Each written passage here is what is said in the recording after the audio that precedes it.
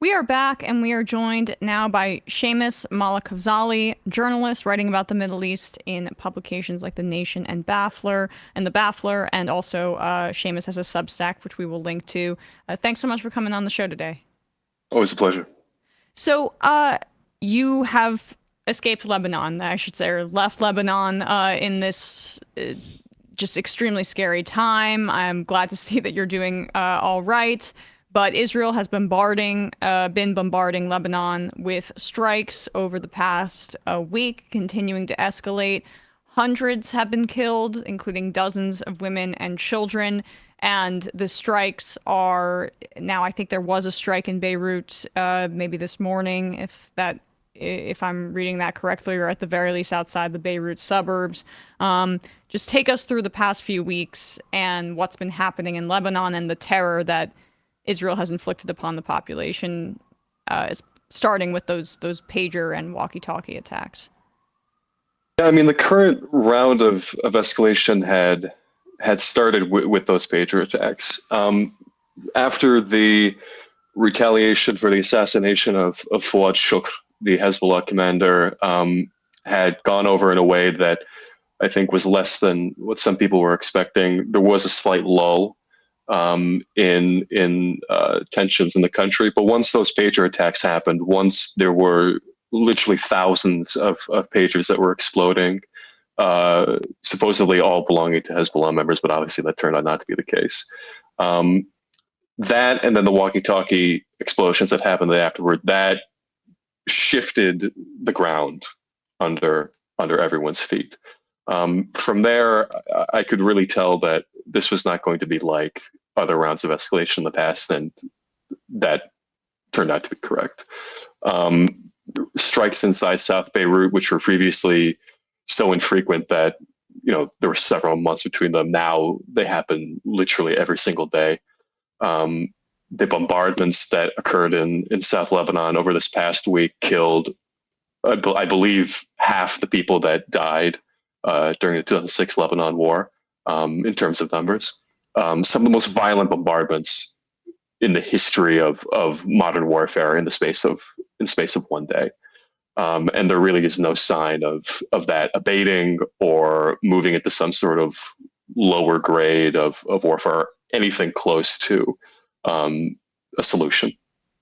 And this is the deadliest attack by Israel on Lebanon since 2006, but we also have the 1982 invasion of Beirut that we can talk about in terms of like what people in Lebanon have experienced as it relates to Israel aggression over the past decades. Can you talk about that cultural memory and that history of Israel's incursions into Lebanon and how that informs the current aggression and people's reaction to it?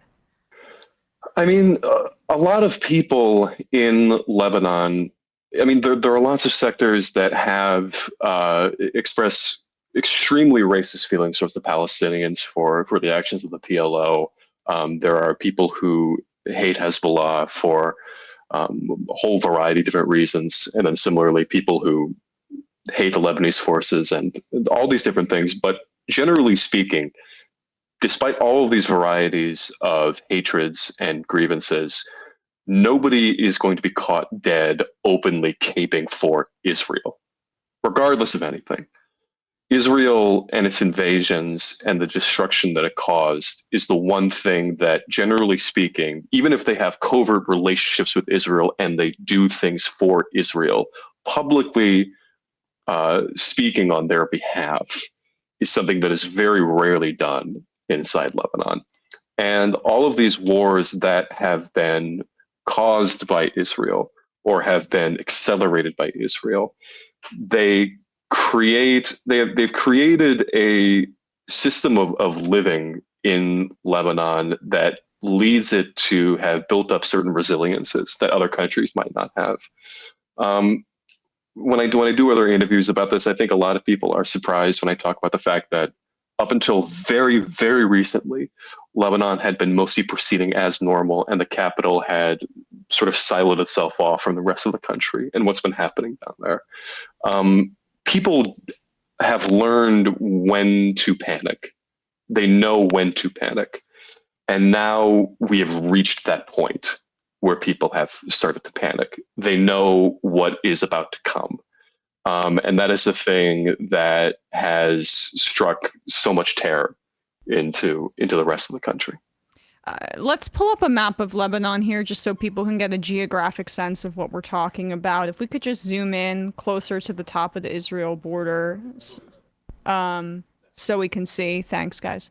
So Beirut, you can see there, is far from the Israel border. You can see Golan Heights, which is the southwestern corner of Syria, but obviously Trump infamously recognized the Golan Heights as Israeli territory illegally.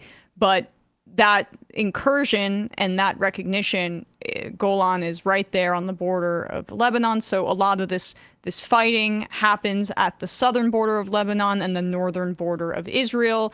That has been the pretext for what Netanyahu has asserted. He's speaking at the UN today, that essentially this military operation is so that the Israelis in the north can return to their homes. But you see Beirut, right? You can see that Beirut is quite far from that southern border of Lebanon and northern border of Israel, and yet the pager attacks, the walkie-talkie bombing happened all over the country, set off at the exact same time, which again, if a Muslim majority country's military or militant group within the country set off coordinated bombs in that manner throughout a sovereign nation's borders, it would be called a terrorist attack.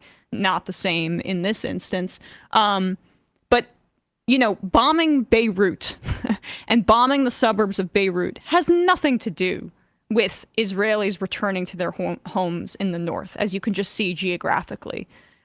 These actions plus the bombing of these pagers and walkie-talkies, you can only interpret that as a way to sow terror within the population, in my view. Exactly. I mean, most of this stems back, and I've written about this before, it stems back from the Dahiya Doctrine, which was something that Israel had been doing in other conflicts, but was really cemented in the 2006 war. The idea being that the way for Hezbollah to be deterred from further actions was to punish the civilian population, its base of support inside South Beirut, which is Dahiya. So all of these villages, all of these cities, all these municipalities, they were to be targets regardless of whatever military infrastructure actually existed there, if at all. So in 2006, southern Beirut was bombed extraordinarily heavily. Neighborhoods were leveled, despite most of the fighting being in southern Lebanon, just as it is right now. And a similar thing was implemented in Gaza on a much larger, much more expansive scale, with the entire territory essentially being deemed as one gigantic military base. The idea here is that, yes, if South Beirut is turned into a military zone, that Hezbollah and its support base among the population, among the majority Shia population in these areas, will be cut. They'll be, resentful of their presence, and they will eventually, I don't know what the next step would be. They buckle. And they'd happily accept whatever political system or political solution Israel would want to give them. The issue is that did not happen in 2006. That has not happened now.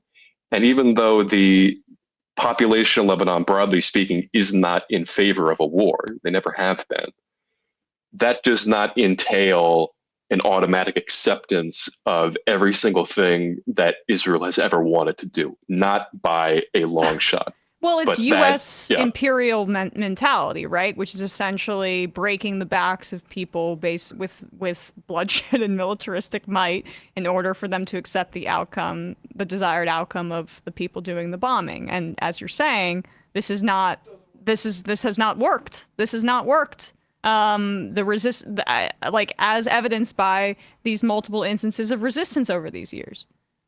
Yeah, I mean, it's a different military calculus than that Israel would be, because Israel, as the actor doing these offensive operations, they can be deterred by cost, while groups which are fighting Israel can, there's costs that have to be considered.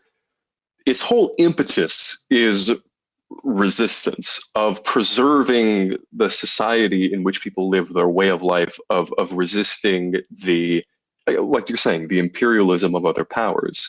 To say that just because things have become difficult, that they're automatically going to buckle. I mean, what instance in the past, in the modern past, with America, with Israel, has that worked on? In Palestine, over the past 76 years of constant occupation and military resistance, at what point does this start?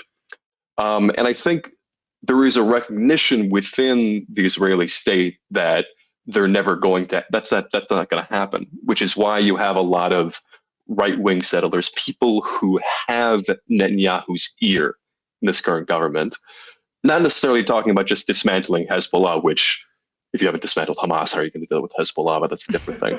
Yeah. But they're talking about settlement.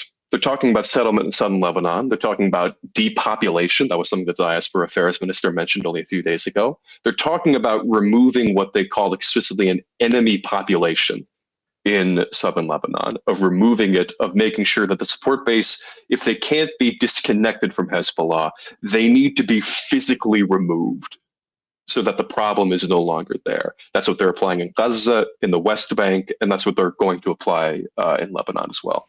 And Netanyahu is using the same language that he used as it relates to Gaza when he's talking about their military operations in southern Lebanon. Please leave your homes, he writes in English, and you'll be able to return, people of Lebanon, which is just like essentially a written press release for the West to give justification for when they slaughter people in southern Lebanon, that, hey, we told them, we dropped leaflets, we told them to leave their homes, and they didn't, and so what do you know? And hey folks, don't forget to hit the subscribe button and check out our daily show. We do it every day at 12 p.m. Eastern for about 2.5 hours. We even take phone calls. You should check that out.